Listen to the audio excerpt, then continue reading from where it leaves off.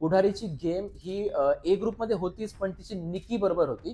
तो ट्रोल होण्याचं मुख्य कारण होतं की निकुताई निकुताई तो जे करत होता, डुटी डुटी माझी डुटी निकुताई, शेजारी निकी बसल्यानंतर तो जे तिच्या पायावरती पाय ठेवून बसायचा, जे काही गोष्टी होत्या त्याच्या वोट्स नुसार सूरजला हरवण्याच्या याचं त्या लेवलचं एकही माणूस नाहीये.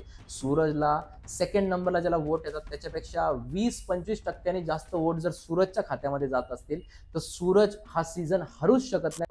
अभिजितची गेम आहे ती इंडिव्हिज्युअल प्लस ग्रुप आहे आणि ती बी ग्रुपच्या साठी चांगलीच आहे. आपण तो स्वतःसाठी पण जो खेळतोय ना ते बाकीच्या लोकांमध्ये ते मिसिंग वाटतं. जो थर्ड प्लस पॉईंट आहे अभिजितचा. संग्राम दादा खूप स्ट्रॉंग पर्सनॅलिटी आहे आणि बिग बॉसच्या घरामध्ये ते गेलेत ना, एकच वाक्य आहे की ते अरबाजच्या ऑपोजिट खेळायला गेले. अरबाज चांगला मॅनिप्युलेटर आहे. अरबाज जाऊन डीपी दादांचं काय पटलं नाही, डीपी दादांना साईडला किचन मध्ये कोपच्यात घेऊन विचारतो की बाबा डीपी काय रे बाबा असं आहे, तुला अच्छा कशा वाटला, मी जर तुला अच्छा सांगितलं नाही तर तू पण मला अच्छा नको करू, अच्छा नको करू.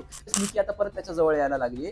हा डिफरन्स आहे तिकडे आणि निकीला पण वाटतं की अरबाज बाहेर जाणार आहे, सो संग्राम नाही तर अभिजितला पकडा, कारण आपल्याला आता गेम टर्न आउट करायचा आहे. आणि तिचं पण म्हणणं हेच आहे की कधी पण इथे इक्वेशन चेंज होऊ शकतं. जान्हवीची जर्नीचा ग्राफ खाली म्हणजे जमिनीत आत घुसलेला आहे आणि त्याच्यानंतर तो वरती उचलला गेलेला आहे. ज्यावेळेस एखाद्याच्या जर्नीमध्ये अशी जर्नी दाखवली जाते ना, अप्स अँड डाऊनची, पहिला डाऊन आणि त्याच्यानंतर अप गेलेला, त्यावेळेस अंगावर काटा येतो.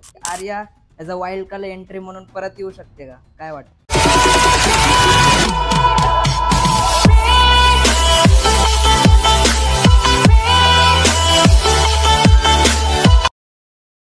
खूप खूप स्वागत आहे एबी इंटरव्ह्यूज मराठी या युट्यूब चॅनल वरती. छोटंसं इंट्रोडक्शन दे आमच्या व्ह्यूअर्ससाठी जे तुला पहिल्यांदा बघतायत आज. यस, एबी इंटरव्ह्यूज मध्ये जे लोक मला पहिल्यांदाच बघतायत त्यांच्यासाठी सांगू इच्छितो की मी आहे मंदार आणि तुम्ही पाहत आहात ऍक्ट रायडर्स, असं तुम्ही वाक्य ऐकलंच असेल. सो येस, ऍक्ट रायडर्स मधून जी जर्नी होती ती अविस्मरणीय होती. आणि बिग बॉसचे रिव्ह्यूज, मग हे बिग बॉस हा जो सीझन चाललाय हा सीझन खूप धमाकेदार आहे, पण या सीझन मध्ये बऱ्याचशाच गमती जमती घडतात, बऱ्याचशेच कॉन्ट्रोवर्सीज घडतायत.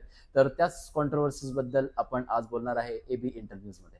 ओके, सो दादा जसं की आपण आज बोललो की आज आपण बिग बॉस मराठी बद्दल चर्चा करणार आहोत.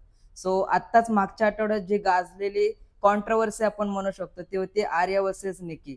एक डिटेल मध्ये काय सांगशील की नेमकं झालं काय होतं त्या सिच्युएशन मध्ये? ऍक्च्युअल मध्ये असं असतं की बिग बॉसच्या घरामध्ये व्हायलन्स हे होत असतं आणि हा फर्स्ट सीझन नाहीये की जिथं व्हायलन्स झालेला आहे. याच्या आधी पण असे बरेचसे सीझन आहे ज्याच्यामध्ये व्हायलन्स झालंय. जसं अभिषेकने समर्थला मारलं होतं हिंदीमध्ये, अरमानने विशालला मारलं होतं.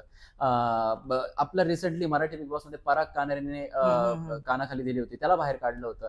सो मराठीमध्ये व्हायलन्स जे होतात ते खूप कमी प्रमाणात झाले, जिथे ह्याच्या आधी एकाला बाहेर काढलं होतं. आणि आता जे आहे ही जी स्लॅप आहे ही आर्याने निकी तांबोळीला दिली. ह्याच्यामध्ये डिफरन्स असा असतो की जे गोष्टी आपल्याला टीव्हीवरती दाखवल्या जातात त्याच्यावरती ऍक्शन होत नाही. म्हणजे अभिषेकची स्लॅब दाखवली गेली, बाकी लोकांचं जे आहे ते भांडण दाखवलं गेलं, तर जे मारताना जर दाखवलं तर त्या व्यक्तीला बाहेर काढत नाही. पण इकडे जे आर्यानी निकी सोबत जे पण जे केलं ते आपल्याला माहित नाही काय केलंय.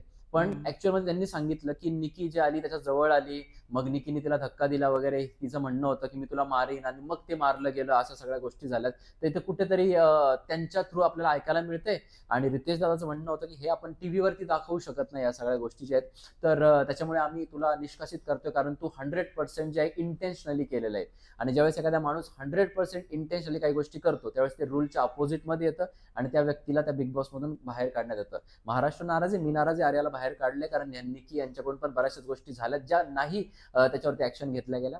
तर आर्याला अनफॉर्च्युनेटली घर सोडायला लागलं. बरोबर आहे, कारण की आता आपण बघतो की जेव्हा आर्या बाहेर आली सो त्यानंतर पण महाराष्ट्राचा खूप सारा सपोर्ट भेटतोय आर्याला की कमबॅक आर्या. सो माझा हा प्रश्न आहे की Arya as a wild card entry म्हणून परत येऊ शकते का, काय वाटतं? चान्सेस नथिंगच्या बरोबर आहे आर्याचे wild card as a wild card घरामध्ये येण्याचे, कारण या सीझनला ना आता हिंदी सीझन चालू होणार आहे आणि मराठी सीझन आता जवळपास शेवटच्या टप्प्याकडे वळणार आहे. त्याच्यामुळे आता परत आर्याची ऍज अ वाईल्ड कार्ड घरात एंट्री करणे म्हणजे एकतर तुम्ही व्हायलन्सला, बाकीचे लोक असं म्हणतात, ज्याची दुसरी एक साईड आहे जे आर्याला विरोध करते ते म्हणतात की व्हायलन्स आहे, याला आम्ही प्रमोट नाही करत. आणि आर्याने एक व्हायलन्स केला ना, तिलाच परत जर आणलं तर मग इकडे यांनाच ह्यांचं काही कळत नाही, अशा प्रकारची गोष्ट होईल. त्याच्यामुळे आर्याला हे रिटर्न आणणं जवळपास अशक्य आहे. आणि बाकी आर्याला सपोर्ट याच्याचमुळे की बाई निकीच्या गोष्टी खूप जास्त झालेल्या आहेत, त्याच्यामुळे लोक म्हणतात की ठीक आहे तू एक मारले अजून 2 मारायला पाहिजे, असं ते लोकांचं झालं. तो जसं की दादा आपल्याला माहिती लास्ट वीक मध्ये वैभव दादा पण एलिमिनेट झालाय. सो त्याबद्दल काय सांगशील, म्हणजे अशा कोणत्या गोष्टी तुला आवडतात वैभव दादा बद्दल आणि कोणत्या गोष्टीमुळे तो आज एलिमिनेट झालाय, सो काय वाटतं? वैभव ना, मी जर सांगेल तर वैभव शो मध्ये गेला त्यावेळेस मी त्याला ओळखत नव्हतो. शो मध्ये गेल्यानंतर तो जो आहे तो अरबाजच्या ग्रुपमध्ये खेळायला लागला आणि मला तो एकदम निगेटिव्ह झोन दिसला. वैभवचा माझ्या रिव्ह्यू मध्ये कधी माझ्या तोंडातून वैभ्या झाला हे मला माझं कळालं नाही. आणि इव्हन महाराष्ट्र त्याला वैभव म्हणायला लागला, कारण वैभव हा सूरजवरती जोर दाखवायचा पण अरबाजवरती दाखवत नव्हता. या सगळ्या गोष्टी रितेश सरांनी तिकडे जे आहे त्यांच्या होस्टिंग मध्ये सांगितल्या. पण नंतर एक असा काळ झाला की वैभवला बऱ्याचशाच गोष्टी बाहेरून सांगण्यात आल्या, विकेंडच्या वरला सांगण्यात आलं की बाबा तू अरबाजच्या ऑपोजिट मध्ये खेळ, पण शेवटपर्यंत वैभव अरबाजच्या ऑपोजिट मध्ये खेळला नाही. आता बाहेर आल्यानंतर वैभवला त्या गोष्टी रिअलाइज होत आहेत की आपण चुकीच्या ग्रुपमध्ये होतो. म्हणजे तुला जसं सांगतो एक उदाहरण देऊन की एक जे पाण्याचा थेंब असतो तो एका पानावरती पडला त्याचा दव बिंदू होतो. तो जर फ्रीज मध्ये ठेवला त्याचा बर्फ होतो, आगीत टाकलं तर जळून जातं, एका शिंपल्यात टाकलं तर मोती होतं. संगत जी आहे ती इफेक्ट करते आणि वैभवच्या सोबत तेच झालं. त्या बिग बॉसच्या घरामध्ये ज्याची संगत जी आहे ती त्याला इफेक्ट केली आणि तो निगेटिव्ह झोन मध्ये गेलाय. आता जर तू बाहेरचा वैभव बघशील तर तू म्हणशील हा खरा वैभव आहे. तो वैभव नव्हताच आणि आपल्याला नाही माहिती 24 तासामध्ये तो काय काय करतोय, तिकडे कोणासोबत चांगलं बोलतोय, काय करतोय, त्या गोष्टी दाखवल्या जात नाही. 1.5 तासामध्ये जसं वैभवची एक इमेज कॅरी फॉरवर्ड झाली तशीच जर त्यांना कॅरी फॉरवर्ड करायची असेल तर ते तसंच करू शकतात. त्याच्यामुळे मी म्हणतो की जेवढे मी त्याची बॅकग्राऊंड तपासले, जेवढे त्याच्या लोकांना तपासले, जेवढे तो चॅरिटी किंवा ज्या काही गोष्टी बाकीच्या लोकांना करतो, बऱ्याचशा त्यांची आहे टीम, तर तो चांगला सोल आहे आणि अनफॉर्च्युनेटली त्याच्यासोबत हे वाईट घडलंय. ओके, त्याचे स्ट्रॉंग पॉइंट्स बद्दल काय सांगशील? जे गेम प्ले तू बघितलायस, सो काय सांगशील त्याबद्दल स्ट्रॉंग पॉइंट्स? वैभवचे स्ट्रॉंग पॉईंट म्हणायचे तर वैभव गेम खेळताना, जर तो आता रिसेंट गेम खेळताना बघितला ती संग्राम दादांच्या ऑपोजिट मध्ये खेळला, ज्यावेळेस तो अरबाजच्या टीम मध्ये होता ना त्यावेळेस तो टास्क खेळताना जबरदस्त टास्क खेळायचा. त्याला डोकं पण भरपूर आहे, तो गेम खेळताना डोकं पण तेवढंच लावायचा. फक्त त्याचा प्रॉब्लेम असा होता ज्यावेळेस तो ऑपोजिट टीम मध्ये यायचा त्यावेळेस ना तो सगळे त्याचे हत्यार असे डायरेक्ट खाली गळून जायचे की बा आता आम्हाला ह्यांच्याबरोबर खेळायचंच नाही आहे. आणि कुठेतरी मॅनिप्युलेटिव्ह नेचर होतं अरबाजचं. आणि असंच आहे, गेम खेळणारा होता, चांगला होता, तब्येतही चांगली होती, डोकंही छान होतं, पण फसला. ओके, सो याच्यानंतर मागच्या पण आठवड्यामध्ये छोटा पुढारी तो पण एलिमिनेट झाला. सो त्याच्या रिलेटेड पण खूप ट्रोल झालं जेव्हा एलिमिनेट झाला. सो त्याबद्दल काय सांगशील की म्हणजे असे कोणते कारण मेन होते ज्यामुळे तो एलिमिनेट झाला खूप लवकरच? जसं वैभवला सांगेन मी संगत चुकीची, सेम तसं मी पुढारीला सांगेल. पुढारीची गेम ही ए ग्रुपमध्ये होतीच, पण तिची निकी बरोबर होती. तो ट्रोल होण्याचं मुख्य कारण होतं की निकुताई तू जे करत होता, ड्युटी माझी ड्युटी, निकुताई शेजारी निकी बसल्यानंतर तो जे तिच्या पायावरती पाय ठेवून बसायचा, जे काही गोष्टी होत्या त्याच्या या लोकांना नाही आवडल्या. बरोबर. लोकांचं असं म्हणणं आहे की बाबा तू एक पुढारीचं एक व्यक्तिमत्व घेऊन गेलाय, तर तू समाजाला एक पुढारी कसा असतो हे दाखवलं पाहिजे होतं. तू निकीला पण त्याच लेवलला ठेवायला पाहिजे होतं जसं बाकीच्यांना ठेवतो, किंवा जर तू तिला बहीण मानतो त्याच लेवलला ठेवायला पाहिजे होतं. आणि याच गोष्टीमुळे तो जो आहे ना तो बऱ्याचसा स्ट्रोल झाला. म्हणजे अशा क्लिप्स मी बघितल्यात त्याच्या, तो निकीकडे कसा बघतोय किंवा काय असं ते, म्हणजे मला हे झालं की बाबा लोक मग कसं पण शोधून आणतात काही काही गोष्टी आहेत. सो त्याच्यासाठी एक वाईट काळ होता. मी तो बाहेर गेल्यानंतर माझ्या जानातून सांगितलं की त्याला ट्रोल करू नका, त्याची एक रिअल लाईफ आहे, चुकलं असेल त्याच्याकडून चूकभूल माफ असं आपण म्हणू आणि त्याला त्याच्यासाठी हे करू, कारण एखादा खूप जास्त डिप्रेशन मध्ये जाऊ शकतो त्या गोष्टींमुळे. तर मी एवढंच म्हणेन की त्याची गेम अख्खीच चुकली आहे, काहीच बरोबर नव्हतं. नंतर आपण बघतो की सगळेजण जे म्हणतात ते एकच पॉइंट म्हणत होते की त्याची डिसिजन मेकिंग पॉवर, त्यावरच सगळेजण जोर देत होते की तो एक डिसिजन घेतो किंवा तो एखाद्याला कमिटमेंट देत होता ते पूर्ण करत नाही जेव्हा मेन टास्क येतो. गेम बघायची ना, तो कसा होता पुढारी, जर तू घनश्यामचं विकेंडच्या वरला बघितलं, विकेंडच्या वरला जर एखादा मुद्दा रितेश दादांनी त्याच्या विरोधात सांगितला किंवा समोरच्याने सांगितला तर त्याचं जे एक्सप्लेनेशन होतं ना ते अफलातून होतं. त्याचा स्ट्रॉंग पॉईंट होता की त्याला ना बोलता येत होतं, त्याला त्याचे पॉईंट मांडता येत होते. पण ना तो एका सावली खाली होता, निकीची सावली, अरबाजची सावली, आणि ते जसं फुटबॉल सारखं जसं जिकडे गोलपोस्ट मध्ये मारायचं त्या गोलपोस्ट मध्ये ते मारत होते. दुसरी गोष्ट तू म्हटला की तो शब्द द्यायचा आणि उलट करायचा, तसं त्याने धनंजय पवारला शब्द दिला, उलट केलं. बाकी लोकांसोबत पण त्याच्या बऱ्याचशा अशा गोष्टी घडल्या की तुझं बोलतो ते करत नाही.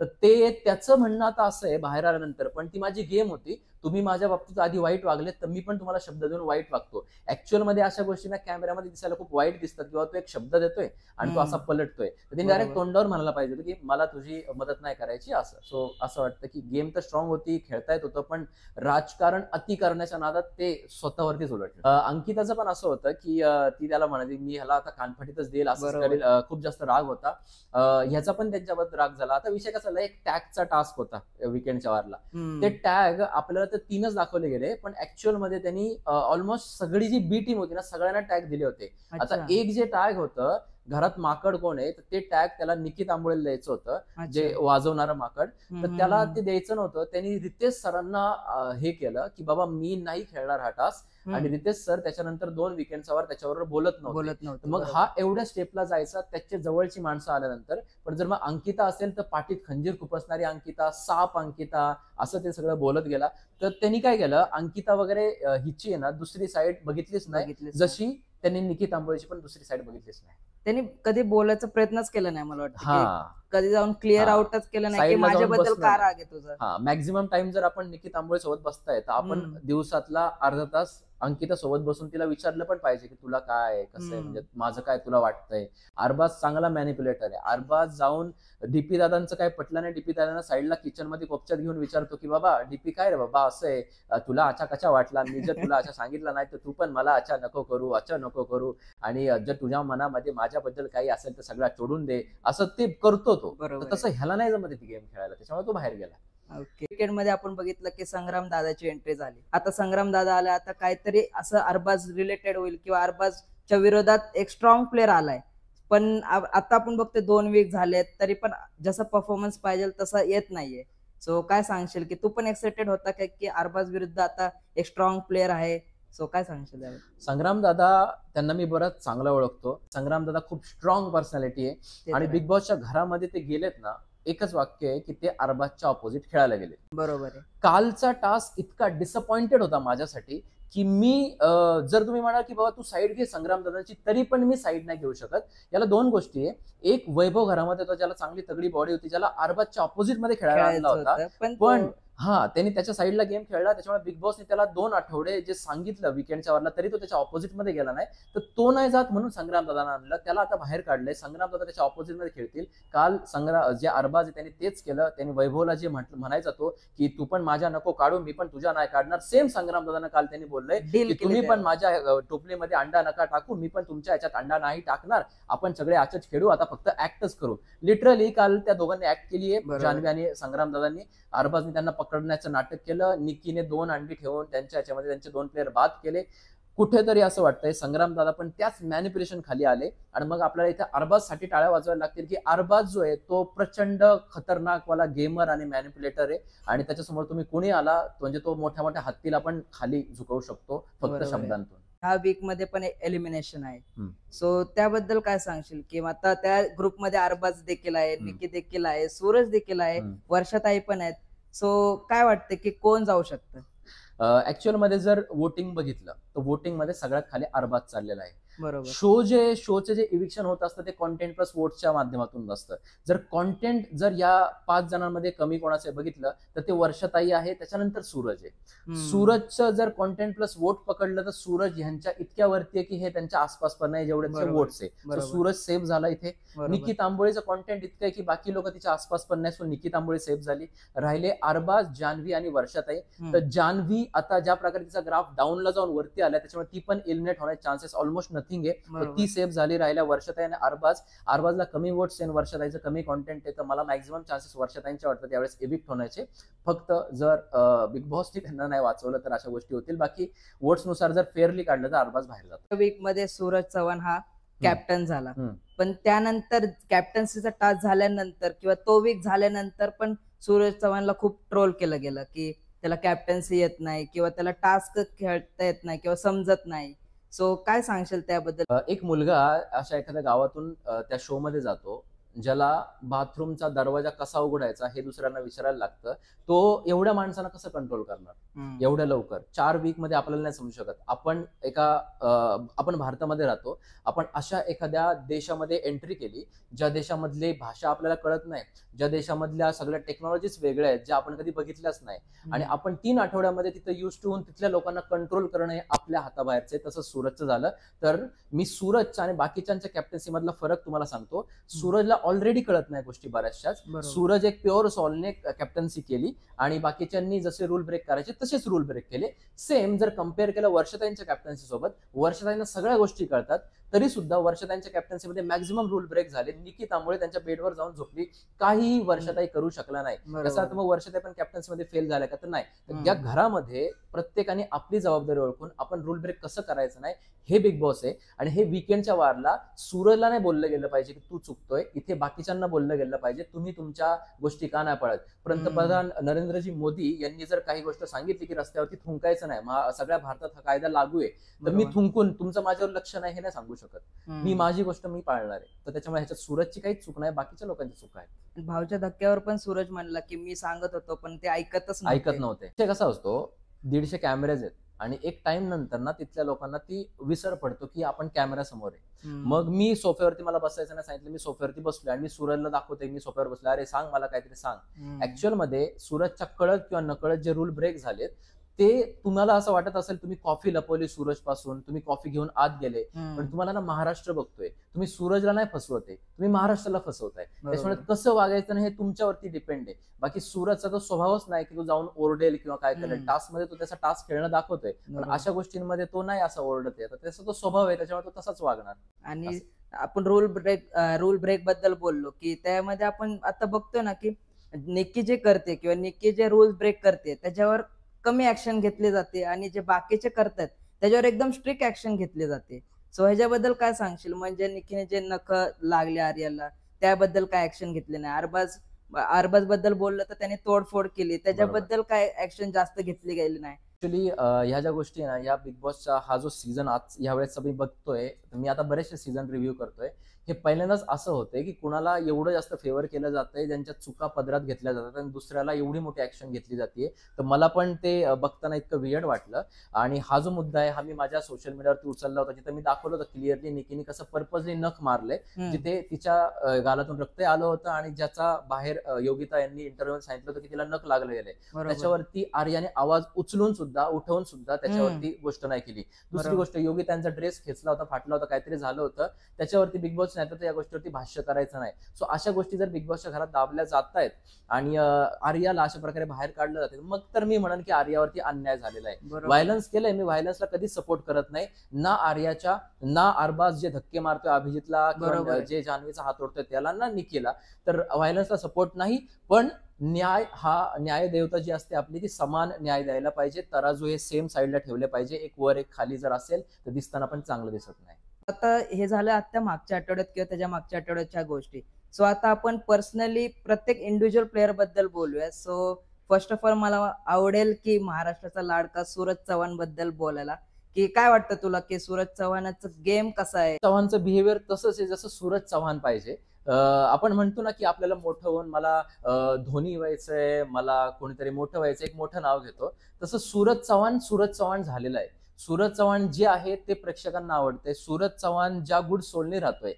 मराठी बिग बॉस बघण्याचं आपल्या लोकांचं जो नजरिया आहे आणि हिंदी बिग बॉस बघण्याचा एक नजरिया आहे. सूरज चव्हाण हिंदीमध्ये असतात मी म्हटलं असतं यार काय खेळतोय, तो मराठी बघणारे लोक काय म्हणतात की आमच्या घरातला एक जो मेंबर आहे तो कसा असेल, तो आम्हाला बिग बॉसच्या घरामध्ये बघायचा, आम्हाला तसं बिग बॉस बघायचंय, त्याला बिग बॉस म्हणतो. निकी तांबळे जो केऑस करते फुटेजसाठी, अरबाज जे करतो ते आम्हाला नाही बघायचे, त्यांचा लव लपेटा आम्ही नाही बघायचा. आमची मुलं, आजी आजोबा सगळेजण लाईनने बिग बॉस बघायला बसतात. तर त्याच्यामुळे घरामध्ये आम्ही सूरज चव्हाणला बघू शकतो सगळ्यांसमोर, पण निकी अरबाजला नाही बघू शकत. म्हणून मी सूरजचं असं म्हणेन की सूरज एक प्युअर सोल आहे.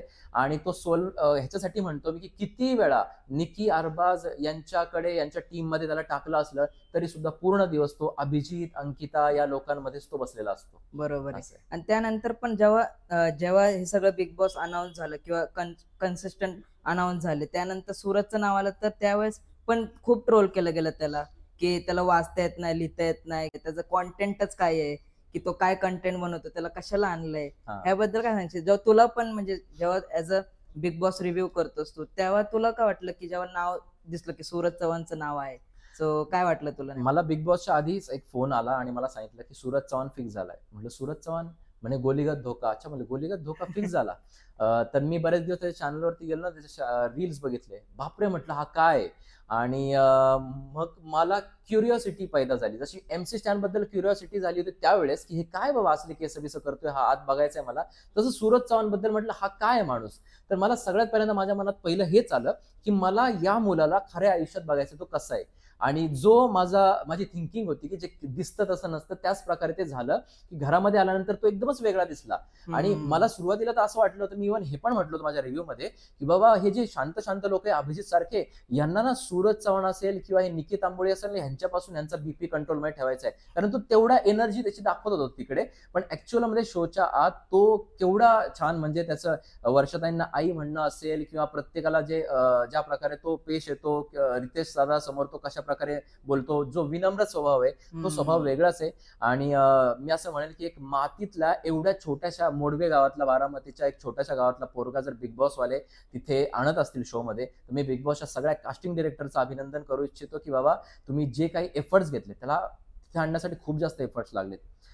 5-5, 6-6 वेळा ह्यांना टीमला तिथे जायला लागायचं, पोरगा पळून जायचा, पोराला भीती वाटायची, पोरगा एवढं त्याच्याबरोबर वाईट घडलेलं आहे किंवा हे मला कुठे नेतील आणि काय करतील माझं. त्याला गाडीत नेऊन एकदा मारलं होतं, त्याच्या अशा गोष्टी झाल्या होत्या, त्यांनी सोशल मीडियावरती सांगितलं होतं मला फसवले या सगळ्या गोष्टी. पण ते पोरगा इतका घाबरायचा, त्याला विश्वास दिला, त्याच्या हातात हात घातला, आई मरी मातेच्या मंदिराबाहेर तिथे बसले मांडी घालून आणि त्या पोराचं कास्टिंग झालंय. अशा प्रकारच्या गोष्टी आहेत. आता मी तिथे जाईलच त्या ह्याच्यामध्ये, त्याच्या गावामध्ये, पण ह्या एवढ्या ज्या गोष्टी आहेत तर ते सूरजला एका वेगळ्या लेवलला ठेवतो. आणि कुठेतरी देवाचा आशीर्वाद आहे, गणपतीमध्येच त्याला कॅप्टन्सी मिळणं, देवीचा आशीर्वाद, आता नवरात्रीमध्ये अजून काहीतरी छान होईल त्याच्या बाबतीत, काही पण होऊ शकतं. सो मी असं म्हणतो की त्या पोराने जेवढं काही कष्ट बघितलेत आई वडील गेल्यानंतर, नैवेद्य खाऊन जगलाय, तर आता जी त्याची लाईफ आहे त्याला सपोर्ट करणं हे आपल्या हातात आहे. बरोबर आहे. आणि पूर्ण महाराष्ट्रच करतोय खरं तर. येस. आणि त्यानंतर स्ट्रॉंग पॉइंट काय वाटतं तुला सूरज बद्दल? सूरजचा स्ट्रॉंग पॉइंट हाच आहे की तो एक प्युअर सोल आहे. म्हणजे महाराष्ट्रामध्ये ह्याच्यापेक्षा चांगला दुसरा कुठलाच पॉइंट नाहीये की मी जो आहे तो कुठलाही गेम खेळत नाही. म्हणजे हे बघ, आता सूरजला जेवढा सपोर्ट करतायत तेवढा सपोर्ट आता एक कटारिया नावाचा तो होता, एल्विसचा जो आहे तो, हे लोक ज्यावेळेस बिग बॉसच्या घरामध्ये गेले, ह्यांना माहिती एवढा सपोर्ट आहे, काहीच केलं नाही घरामध्ये. सूरजचं तसं नाहीये, तो काही करत नाही असं लोक म्हणतात, पण तो फॅन बेसला बघून काय करत नाही असं नाहीये. तो जे आहे तो जसा आहे तसाच राहतोय. मला असं फुकटचं भांडण करता येत नाही, मला उगीच कोणासोबत हे करता येत नाही, माइंड गेम्स खेळता येत नाही. आणि तो कुठल्याही गोष्टीला असं चला आता मी आहे ना, जसं वर्षाताई अचानक अरबाज निकीकडे गेले, कॅप्टन इकडे झालं, इकडचं काम संपलं, तिकडे गेले, तसा तो नाही गेला तिकडे की बाबा आता मला तुमच्यासोबत खेळायचे, माझा बहुमतासाठी वापर करतात, असं बिलकुल नाही त्याला वाटलं. सो तो त्याच लोकांना धरून आहे जी लोक त्याला पहिल्यापासून आवडतात. आणि त्यात नेगेटिव्ह पॉइंट्स काय वाटतात तुला? की घरातले तर बोलतातच, पण ऍज अ रिव्ह्यूअर म्हणून तुला काय वाटतं? निगेटिव्ह पॉइंट्स मला हे वाटतात की बिग बॉसच्या घरामध्ये ना कधी पण कुठलाही टास्क येऊ शकतो. जसं बिग बॉसच्या घरामध्ये ना एक वीक गेम प्ले मुळे असं सांगितलं जाऊ शकतं की बाबा तुमच्यामध्ये आता जो एक वीक गेम खेळतोय त्याला तुम्ही वोटिंग करायचं आणि तो आत्ताच्या आत्ता याच वेळेस बिग बॉस सांगू इच्छितात की हा घर सोडून तुम्ही जाणार आहे, असं ते बिग बॉस तिकडे बोलू शकतात. मग जर इथे सूरजला त्यांना बाहेर काढायचं असेल, जिंकवायचं नसेल, आणि अचानक त्यांनी पब्लिक वोटिंग घेतली आणि निकष जे आहेत ते सूरजच्या वीक पॉइंट वरती ठेवले, जसं सूरजने कॅप्टन्सीमध्ये निकीलाच कॅडबरी भरवली जे नव्हतं करायला पाहिजे, तर असे जे पॉइंट जर त्याचे काढून जर समोर ठेवले आणि त्या निकषामध्ये तोच बसत असेल, तर मग त्याला बिग बॉसचं घर इतके फॅन फॉलोइंग असून सुद्धा सोडायला लागतं. तर हे जे आहे त्याचे निगेटिव्ह पॉइंट्स आहे असं. ओके. तर आता सेकंड प्लेअर बद्दल बोलूया, जो आहे अभिजित. त्याबद्दल काय सांगशील? कारण की मला पण ऍज अ पर्सनली तो खूप आवडतोय, कारण की तो दोन्हीकडे मॅनेज करतोय बरोबर. टीम ए असो टीम बी असो, दोन्हीकडे त्याचे पॉइंट ऑफ व्ह्यू बरोबर मांडतोय आणि दोन्हीकडचं अनालाइज करून तो खेळतोय.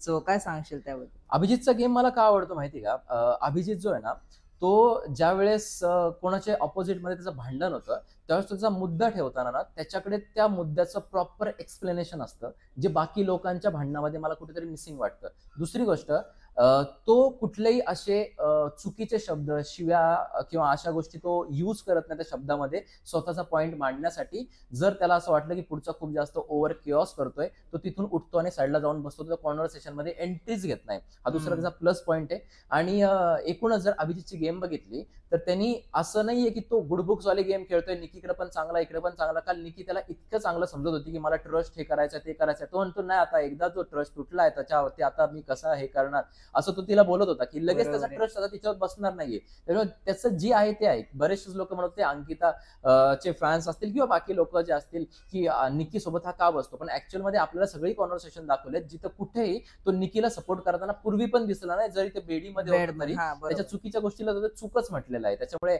अभिजितची गेम आहे ती इंडिव्हिज्युअल प्लस ग्रुप आहे आणि ती बी ग्रुपच्या साठी चांगलीच आहे. आपण तो स्वतःसाठी पण जो खेळतोय ना ते बाकीच्या लोकांमध्ये ते मिसिंग वाटतं. जो थर्ड प्लस पॉईंट आहे अभिजितचा की तो इंडिव्हिज्युअल पण गेम खेळतोय. सो काय सांगशील त्या कनेक्शन पॉवर किंवा आपण म्हणतो कन्व्हिन्सिंग पॉवर आहे का त्याच्यात? पॉवर काय आहे सांगतो तुला. इतक्या दिवसामध्ये कंटिन्यू अंकिता त्याच्या ऑपोजिट मध्ये होती आणि त्यांनी कंटिन्यू एखादा माणूस ना इरिटेट झाला असता, म्हटला असता तू तुझी गेम खेळ, जसं धनंजय पवार इरिटेट झाला तू तुझी खेळ मी माझा खेळतो, मी इंडिव्हिज्युअल खेळतो तू हे नाही, तसं त्यांनी अंकिताला नाही केलं. त्यांनी स्वतःचा गेम तिला दाखवून तिचा विश्वास जिंकला आणि आता ते दोघं सोबत बसतायत, ज्याचा डीपीला प्रॉब्लेम होतोय. तर असंच आहे. बाकी निकीच्या ऑपोजिट मध्ये निकीला सुद्धा माहिती आहे की हा जो आहे ना हा गेम खेळतोय आणि हा आपल्या झाशामध्ये येणार नाही. पण जसं तिने काल संग्राम दादांना विचारलं कोण चांगलं खेळतंय, तर त्यांनी जेव्हा अभिजितचं नाव घेतलं त्यावेळेस निकी आता परत त्याच्या जवळ यायला लागली. हा डिफरन्स आहे तिकडे. आणि निकीला पण वाटतं की अरबाज बाहेर जाणार आहे, सो संग्राम नाही तर अभिजितला पकडा, कारण आपल्याला आता गेम टर्न आउट करायचा आहे. आणि तिचं पण म्हणणं हेच आहे की कधी पण इथे इक्वेशन चेंज होऊ शकतं. तर असं आहे. सो अभिजित जो आहे तो निकीच्या स्वतःहून जवळ जात नाही, तर निकी त्याच्या जवळ येऊन त्याच्याशी बिल्डअप करण्याचा प्रयत्न करते.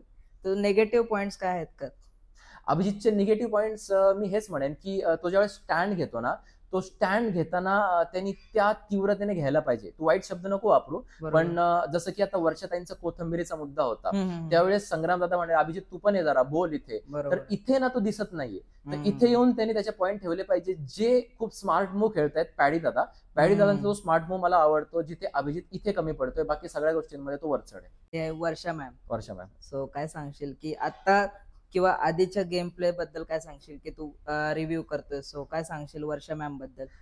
वर्षा मॅमचं बाहेरचं जर आपण सगळं सोशल मीडिया बघितलं, त्यांचं आतापर्यंत करिअर बघितलं तर आपण कुठेच नाही त्यांच्या.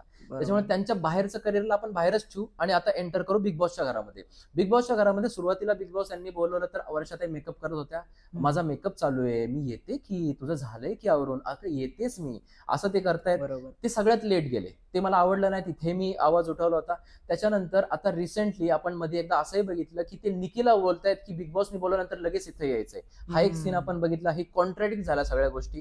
त्याच्यानंतर आता रिसेंटली वर्षाताईंना बिग बॉसच्या घरामध्ये कॅप्टन बनवलं टीम बीने स्वतः सगळ्यांनी माघार घेऊन वर्षाताईंना कॅप्टन बनवलं. वर्षाताईंना पण माहिती आहे त्या सूरज सारखं नाही कळत नाही, त्यांना सगळं कळतंय. तर मग जर ह्यांनी बहुमताचा वापर करायचा होता फक्त वर्षाताईंसाठी, तर त्यांनी त्यांना कॅप्टन बनवलं. स्वतःहून अंकिता, धनंजय पवार, आर्या, सूरज यांनी माघार घेऊन त्यांना कॅप्टन बनवलं. आणि आता काल निकी तांबोळे सोबत ते बोलतायत आणि ह्यांच्यापासून लांब झालेले आहेत. निकी त्यांना म्हणते की तुमचा फक्त बहुमतासाठी वापर करायला जातो. त्यावेळेस वर्षाताई निकीला का नाही बोलत की बहुमतासाठी माझा वापर केला जात नाहीये, त्यांनी मला कॅप्टन केलंय, आज माझी पण तिकडे जी आहे फर्ज आहे की आता मी धनंजय पवारला कॅप्टन बनण्यासाठी मदत करेल, पॅडींना मदत करेल, कारण ह्या लोकांनी मला कॅप्टन बनवलंय. तर मग मला इथे कुठेतरी वाटतं की तेच ना मग स्वार्थी गेम आहे की इकडचं काम झालं आता चला एक ग्रुपकडे जाऊया, असं मला त्यांचं वाटतंय आणि ते मला नाही आवडत. पॉझिटिव्ह पॉइंट्स कोणते आहेत मॅम?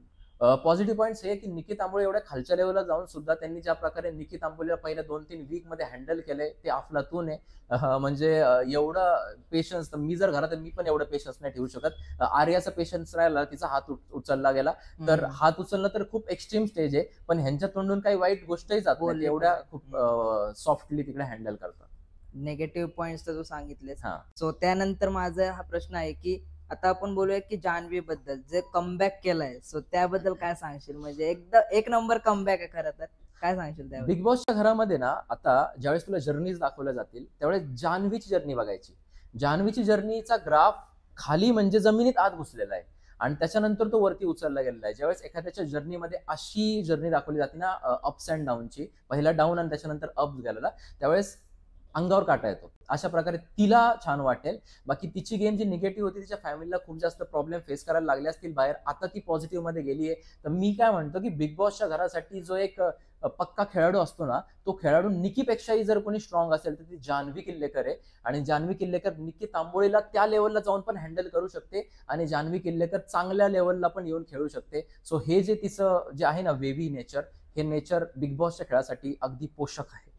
आणि पॉझिटिव्ह पॉइंट काय सांगशील? कालच ती बोलली की अरबाजला की ही जी पोरगी आहे हिला मी त्या लेवलला जाऊन बोलणार आहे ना, वर्षातही बोलणार ना, अंकिता बोलणार, त्या लेवलला मीच जाऊन बोलू शकते. खरं तर हिचे पॉझिटिव्ह पॉइंट्स हेच आहेत की आता काल बघा त्याच्या गुडघ्याला लागल्यानंतर पण अभिजितला प्रतिकार केला ते ओढण्यासाठी.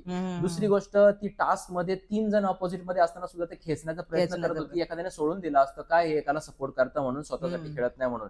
तर ह्या ज्या आहेत ना, ह्या तिच्या पॉझिटिव्ह पॉइंट्स की टास्क मास्टर येते. दुसरी गोष्ट, जान्हवी किल्लेकर एक जेलची शिक्षा पूर्ण वीक अशा प्रकारे भोगणं, जर निकी तांबोळीला सेम शिक्षा झाली असती ना, निकी तांबोळीने त्याच्यातून पण काहीतरी मार्ग काढले असते ती शिक्षा न भोगण्याचे. जर ती जेलमधून बाहेर आली असती, कॅप्टनला त्रास दिला असता, मी आतच जाणार नाही, कसं आत जाऊन दाखवा, तिने प्रामाणिकपणे ती शिक्षा भोगली. तर हा पण एक तिचा विनम्रपणा म्हणू शकतो किंवा एक ते नेचर म्हणू शकतो की तिने ते खूप चांगल्या प्रकारे ते पार पाडलं. ओके, निगेटिव्ह पॉइंट्स काय सांगशील?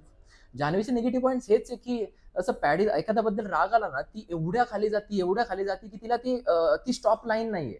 आय थिंक रितेश दादानी लाईन बोलली होती की तू एक लाईन मार, त्याच्या पुढे तुला पाय नाही द्यायचंय, की त्याच्या पुढे नाही द्यायचंय, आणि तेच तिचं चुकतंय. आणि त्याच्यामुळेच ती आतापर्यंत जर महाराष्ट्र ट्रोल झाली, पुरस्कारांबद्दल बोलली, अभिनयाबद्दल बोलली, पॅडी दादांच्या अभिनयांबद्दल बोलली, त्यांना जोकर बोलली, तर हे जे गोष्टी आहेत ना, हे एखाद्याच्या हृदयामध्ये लाईफ टाईम घर करून राहू शकतात. कारण शब्द हे एकदम जहाल असतात, ते बाणांसारखे असतात, सोडल्यानंतर परत येऊ शकत नाही. त्याच्यामुळे नंतर कितीही सॉरी म्हटलं हिने तरी ते एक राहतं आत. सांगशील म्हणजे कॅप्टन्सी बद्दलच प्रत्येक वीक मध्ये बात केलं जाते, म्हणजे कुठेतरी ते एक आहे की फिअर आहे की कॅप्टन झाली तर मग आपलं काय खरं नाही.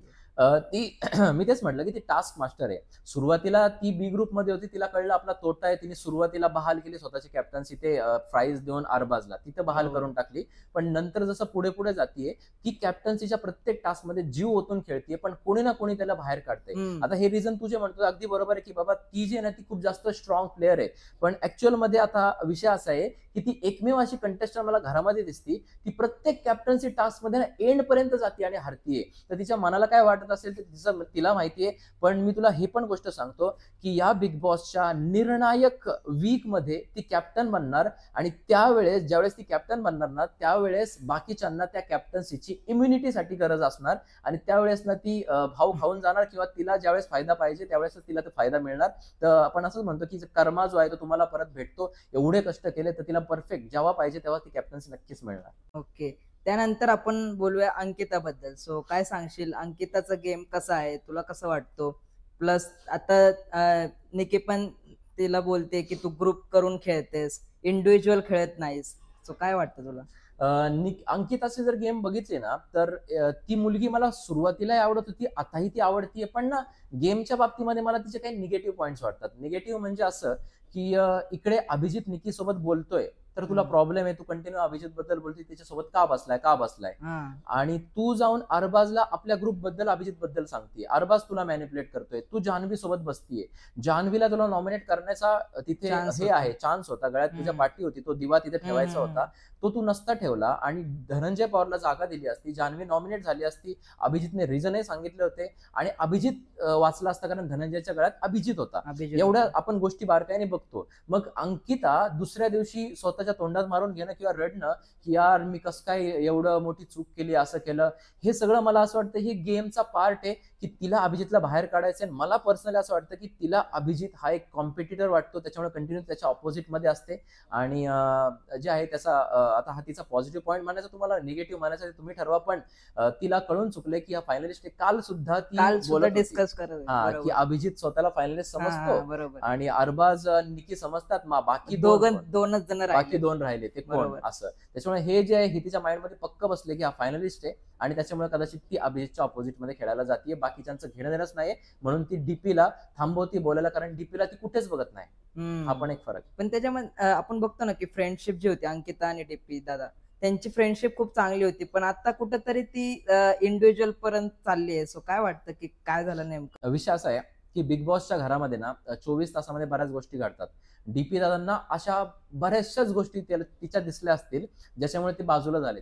असं नाही की 1 तासामध्ये एक तासामध्ये दाखवले तिने आपल्याला. बऱ्याचदा असं दाखवले की ती त्यांना थांबवते, बोलून देत नाहीये. हे हम्म. पहिल्या ह्याच्यापासून जे आहे मी सांगत आलेलो आहे. तर पहिल्या ह्याच्यामध्ये पण तिला थांबवलं गेलं होतं. त्यांना ज्यावेळेस ते अभिजितच्या मुद्द्याला काउंटर करत होते, त्याची बाजू घेत होते, तर तिने लगेच थांबवलं की तुम्ही नका घेऊ. रिसेंटली काल अभिजित सोबतच ते ड्युटीचं बोलत तिला थांबवलं गेलं.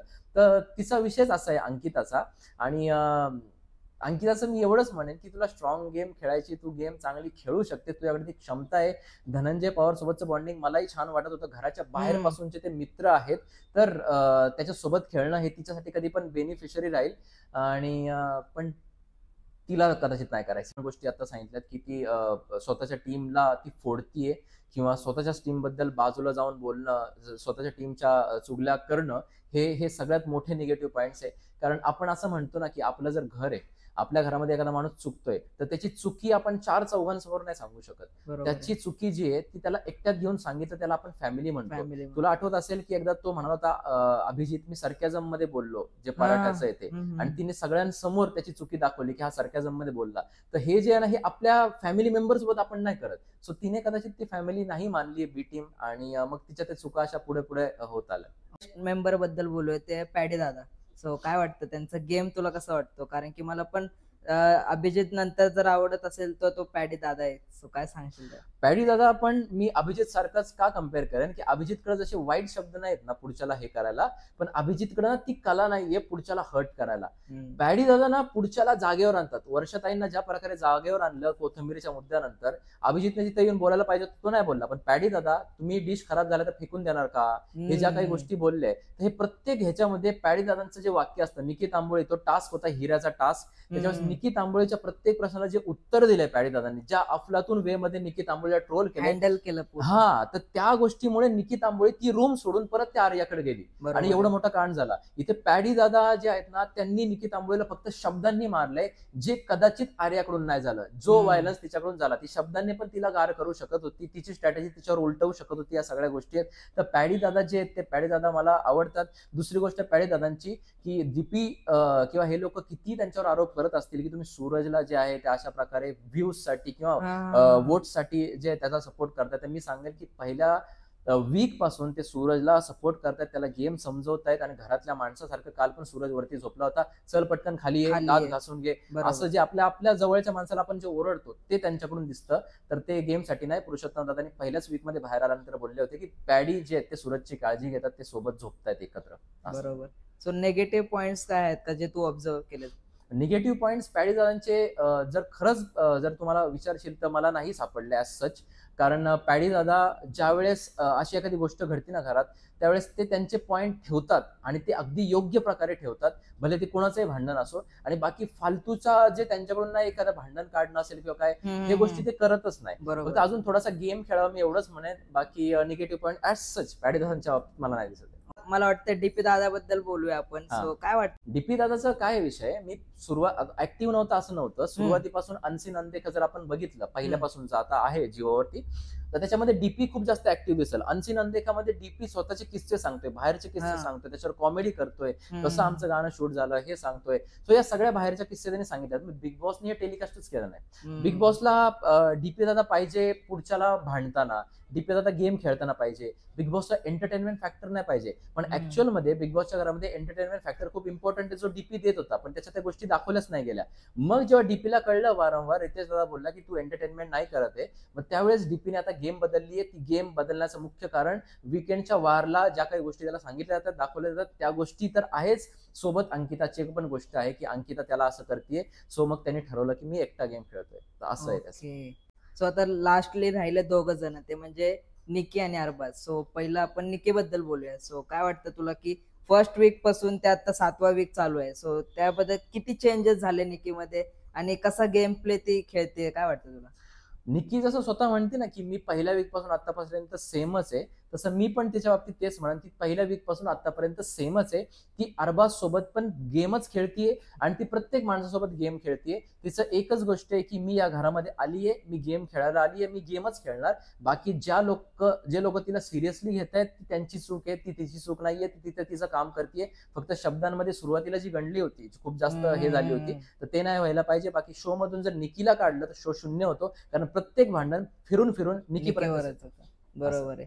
आणि त्यानंतर पण आपण बघतो की ती म्हणते की मी इंडिव्हिज्युअल खेळते, पण तुला वाटतं की इंडिव्हिज्युअल खेळते? कारण की ती प्रत्येक वेळेस तेच सांगते की अरबाज आणि मी इंडिव्हिज्युअलच खेळतोय, पण दिसतंय आपल्याला की दोघं एकत्र मिळूनच खेळतात आहे. बरोबर. काय वाटतं तुला? ऍक्च्युअल मध्ये ती काय करते, ती प्रत्येक वेळेस कोणाला तरी एकाचा सहारा घेते आणि ती खेळती. ती इंडिव्हिज्युअल तिची गेम आहे. तिचा स्ट्रॉंग पॉइंट हा आहे की ती घरामध्ये ना असंख्य मुद्दे उचलती आणि मुद्दे असे असतात ज्याला काही शेंडा बुडूक पण नसतं, असे पण ती मुद्दे उचलते ज्या मुद्द्यांवरती समोरचा आर्ग्युमेंट करतो. पण ज्यावेळेस निकी तांबोळेच्या ऑपोजिट मध्ये एखादा मुद्दा उचलला जातो, जसं जान्हवीने उचलला जेलमध्ये असताना, ज्यावेळेस बरोबर. अरबाजन तिचं चाललं होतं, त्यावेळेस निकी तांबोळे म्हणते की ह्यांना इग्नोर करा, ह्यांच्याबद्दल बोलू नका, ह्यांना भावच देऊ नका. त्याच्यामुळे तिला माहिती आहे की कुणाला फुटेज द्यायचंय, कुणाला नाही द्यायचंय. आणि निकी तांबोळीला ज्याला फुटेज द्यायचं असतं त्यालाच बाकीचे लोक फुटेज देतात. निकी तांबोळी ज्याला इग्नोर करते तो मुद्दा घरात उठतच नाही, तो मुद्दा तिथंच फ्लश होऊन जातो. तर ही तिचा प्लस पॉइंट आहे आणि अशा प्रकारे ती गेम खेळली आहे. बाकी तिचा गेम मग आपण या जर गोष्टींकडे नीट बघितलं तर मग तो इंडिव्हिज्युअलच गेम झाला. मग इथे अरबाज पण तिच्यामध्ये फसत चाललाय असं आहे. कारण Okay. अरबाजला आता रिसेंटली ती त्याला सोडून संग्राम दादांच्या जवळ जायला बघतीये. काय सांगशील, म्हणजे निगेटिव्ह पॉइंट्स काय आहेत? निगेटिव्ह पॉईंट एकच आहे निकीचा की ती हिंदीमधून इथे आली आणि जे लोक हिंदीचे फायनलिस्ट झाले त्यांनी निश्चितच बिग बॉसचे सीझन नाही बघितलेले मराठीचे. आणि बिग बॉसचे मराठीचे सीझन नाही बघितले तर त्यांच्या डोक्यामध्ये एकच गेम आहे जे आपण हिंदीमध्ये खेळलो त्यालाच गेम म्हणतात आणि ती तेच गेम इथे खेळते आणि ते महाराष्ट्रातल्या लोकांना आवडत नाहीये. हा तिचा सगळ्यात मोठा निगेटिव्ह पॉईंट आहे आणि त्याच्यामुळे ती ज्या लेवलला जाऊन बोलती, ज्या प्रकारे ती एक आर्याला मारला असेल किंवा धक्के दिले असेल किंवा डिस्ट्रक्टिव्ह गेम जसं तू म्हणतो की आपल्या लोकांना काय एकाने बॅट आणली एकाने बॉल आणला तर एक बॉल टाका आणि तो व्यवस्थित तिकडे बोल्ड आउट झाला, तोच नियम आहे. पण हिचं काय की बॅट्समननी इकडून क्रीज सोडलं तर मी स्टंप उडवणार, ही अश्विन व्हायला जाते असं आहे तिकडं. तर हिनी वेगळे रूल्स तिकडे अजून तयार करायला जाते, तर ते लोकांना आवडत नाही, ते गेमची मजा जाते आणि असं होतं की वन साइडेड मग ह्यांची टीम जिंकत जाते. तर हे तिचा निगेटिव्ह पॉइंट आहे जो तिच्यासाठी हिंदीसाठी पॉझिटिव्ह असेल पण मराठीसाठी निगेटिव्ह आहे. सो आता लास्टली राहिलं अरबाज. सो काय सांगशील की आता खूप ह्या वीक मध्ये तरी खूप जण कमेंट करतात अरबाज 3.0 बघायला भेटतोय, अरबाज 3.0 बघायला भेटतोय, कारण की ज्या पद्धतीने त्यांनी मॅनिप्युलेट केलंय संग्राम दादांना. काय सांगशील, म्हणजे की खरंच वाटतं की 3.0 बघायला भेटतंय? बरेचसेच लोक म्हणतात अरबाजची तू तारीफ करत नाही. तर अरबाजची तारीफ याच गोष्टीला मी करेन. त्याचा पॉझिटिव्ह सगळ्यात स्ट्रॉंग पॉईंट हा आहे की त्याच्याकडे एक मॅनिप्युलेटिव्ह नेचर आहे. तू जर बघितलं असेल की तो निकी सोबत गेम खेळतो पण निकीला पण तो हलका हलका मॅनिप्युलेट करतो. तो जान्हवीला करत होता, जान्हवी ऑपोजिट मध्ये गेली, त्याने वैभवला पूर्ण त्याच्या साईडला खेचला होता की वैभव त्याच्या ऑपोजिट मध्ये जाऊच शकत नव्हता. दुसरी गोष्ट जान्हवीचा पण मी तुला सांगतो की कालपर्यंत निगेटिव्ह मध्ये होती, तर कालच्या एपिसोडमध्ये ती त्याच्या बरोबर खेळताना दिसली. जो जान्हवीला काल निकीला कन्व्हिन्स करतो की तिला वाचवायचं आपल्याला, तिला नाही हे करायचं. बरोबर. सो संग्राम दादा बाहेरचा गेम बघून आलेला माणूस, ज्याच्या ऑपोजिट मध्ये खेळायचे त्याच्यासाठी घरात आलेला माणूस आज त्याच्यासाठी खेळायला लागलाय किंवा तो जे म्हणतो ते ऐकायला लागलाय. तर इथे संग्रामदादा पण मॅनिप्युलेट झाले. तर त्याचा सगळ्यात स्ट्रॉंग पॉईंट आहे मॅनिप्युलेशन. आणि ह्याच्यातला सगळ्यात मोठा पॉईंट सांगतो, एक वीक असा होता ज्या वीक मध्ये निकी अभिजित दुसऱ्या साईडला असताना ह्यांनी अख्ख्या घराला मॅनिप्युलेट करून स्वतःच्या मागे पळवलं होतं. So हा बिग बॉसच्या घरातला हा त्याचा खूप स्ट्रॉंग गेम आहे आणि ह्याला जे फसतायत आपण त्यांना चूक म्हणू, ह्याला चूक म्हणून काय उपयोग नाहीये, कारण हा याची गेम खेळतोय, हा गेम मध्ये जाऊन बजर वाजवतोय, हा सगळ्यांना हरवतोय, हा सगळं काही करतोय, बाकीचे काय करतायत. बरोबर. तुझ्या अकॉर्डिंग टॉप 5 मध्ये कोण असेल असं वाटतं तुला पुढच्या येणाऱ्या वीक्स मध्ये? टॉप 5 मध्ये विषय असा आहे की सूरज चव्हाणला टॉप 5 मध्ये कोणी बाहेर काढू शकत नाही. तो एक माझ्या मते असला पाहिजे. कोण असेल ह्याच्यापेक्षा मी मला कोण असायला पाहिजे ते सांगतो. तो असला पाहिजे, त्याच्यानंतर अभिजित असला पाहिजे, हे 2 झाले. तिसरी निकी तांबोळी असली पाहिजे. चौथी गोष्ट करायची झाली तर मी अरबाजला नाही ठेवणार, कारण काही त्याच्या गोष्टी मला फारच नाही आवडल्यात. तर हे 3 झाल्यानंतर जर मी म्हणेन की पॅडीदादांना स्थान द्या तिथे राहण्याचं. आणि बाकी 5वं नाव तर माझ्यासाठी खूप जास्त अवघड आहे.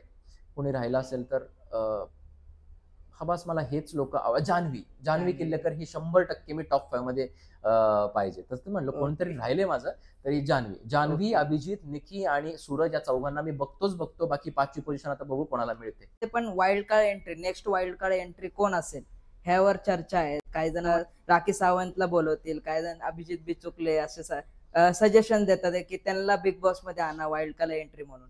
काय वाटतं तुला वाईल्ड कार्ड एंट्री कोण असेल नेक्स्ट? वाईल्ड कार्ड एंट्रीचं तर मला सांगता येणार नाही बिकॉज प्रत्येक वेळेस 2-2 वाईल्ड कार्ड एंट्री होतात. पण आता हिंदीचा जो सीझन आहे ना तो खूप जवळ आलाय आणि त्याचं लॉन्चिंग होत आहे आणि त्याचा या सीझनवरती इफेक्ट होऊ नये की ह्याचा त्या सीझनवरती इफेक्ट होऊ नये. तर मला असं वाटतं की घरात जी आता गर्दी आहे ती गर्दी कमी करण्याचं बिग बॉस काम करू शकतात वाईल्ड कार्ड टाकण्यापेक्षा. पण तरी सुद्धा जर वाईल्ड कार्ड एंट्री व्हायचं असेल तर मला अप्रोच झालेली नावं कळतात. पण अजूनपर्यंत कोणाला अप्रोच झालेलं मला तिकडे नाव आलेलं नाहीये. त्याच्यामुळे मला असं ह्यांचे चान्सेस वाटत नाही कोणाला टाकायचे. बाकी राखी, अभिजित बिचुकले हे पब्लिकला असं वाटतं की येऊन केऑस करावा. पण आता सीझन ना 50 दिवसापेक्षा आता पुढे गेलेला आहे. सो आता ह्यांच्यामध्येच 2 ग्रुप करून तो खुर्ची सम्राट टास्क होतो का नाही याचा सुद्धा मी आता विचार करतो की फॅमिली वीक जे ऑलरेडी इकडे बिग बॉस मध्ये दाखवलं गेलं, फॅमिलीचे जे व्हिडिओज दाखवले, तर मला असं वाटतं फॅमिली वीक पण घेतात की नाही हे. तर असं सगळं आहे त्या एक्सपिरियन्स नुसार गोष्टी मी सांगतोय. माझा लास्ट प्रश्न आहे की काय वाटतं बिग बॉस सीझन 5 मध्ये ट्रॉफी कोण नेईल? ट्रॉफी जर ही वोट्स नुसार ठरते. आजपर्यंत मी सगळे बिग बॉसचे सीझन बघितले जे वोट्स नुसार होतात. मग ते शिव ठाकरेने गेम खेळून सुद्धा MC स्टॅन जिंकला होता. तर इथे वोट्स नुसार सूरजला हरवण्याच्या ह्याचं त्या लेवलचं एकही माणूस नाहीये. सूरजला सेकंड नंबरला ज्याला वोट येतात त्याच्यापेक्षा 20-25% जास्त वोट जर सूरजच्या खात्यामध्ये जात असतील तर सूरज हा सीझन हरूच शकत नाही जर ह्यांनी वोट्स वरती जर हा सीझनची ट्रॉफी दिली तर. बाकी गेम नुसार तर मग ह्यांची मर्जी बाबा कोण आहे ते. बाकी माझ्या मते हा जो सीझन आहे याची ट्रॉफी सूरज जिंकतोय. Okay. So first of all दादा खूप खूप थँक्यू तू इथपर्यंत आलास आणि एक नंबर पॉडकास्ट झालेला आहे. आय होप की व्ह्युअर्सला पण खूप आवडेल हा पॉडकास्ट. दादाला सबस्क्राईब करू शकता. मी डिस्क्रिप्शन मध्ये लिंक तर दिलीच आहे. सो नक्की जाऊन दादाला चेकआउट करा. सो काय सांगतो? एवढं माझ्याबद्दल सांगतोय. ऍक्ट रायडर सबस्क्राईब करा. मी ऍक्ट रायडरच्या फॅमिलीला सांगतो AB इंटरव्ह्यूजला सबस्क्राईब करा. पोरगा खूप मेहनत घेतोय. इथं एका हॉटेलमध्ये असणं, फोनवरती हे रेकॉर्ड असणं आणि माईक वगैरे हा सगळा खर्च करून पोरगा खरंच मेहनत घेतोय. तर यस, आपली सगळी ऍक्ट रायडरची फॅमिली आपल्या दादाला म्हणजेच AB इंटरव्ह्यूज मराठी जो चॅनल आहे त्याला सबस्क्राईब करा. कम्युनिटीला शेअर केली आहे लिंक आणि पाहत राहा तुमचा आमचा फेवरेट चॅनल आहे ना AB इंटरव्ह्यूज मराठी.